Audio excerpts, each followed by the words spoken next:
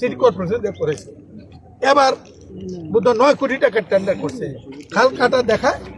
আচ্ছা, পানি যদি পরিষ্কার না থাকে, না কাটে, খাল কাটলে কি হবে এই কথা তাদেরকে বলে দেন। আমাদের একটি দাবি, আমাদের যে ক্ষতিপূরণের সিদ্ধান্ত হয়েছে এখন তাদের ক্ষতিপূরণ। 2 নম্বর বক্তব্য হলো যে তাদের যে খাল আমাদের এইটা পরিবেশ যেটা দিচ্ছে যেহেতু মেনটেন করে নাই, আপনি অর্ডার দেবেন যে ইপিজেডের বর্জ্য আমাদের সিটি কর্পোরেশনের যে প্রাকৃতিক খাল, এখন নদী না, আমাদের বর্জ্য দেওয়ার জন্য ডে টু ডে এইটাতে তারা কানেকশন ফান্ডে ফেলবে না। তারা এত ধনী মানুষ, জাতির সৈন্য বাঁচায়, জাতির অর্থ বাঁচায়, ইপিজেড না বাঁচতে আমরা বাঁচবো না।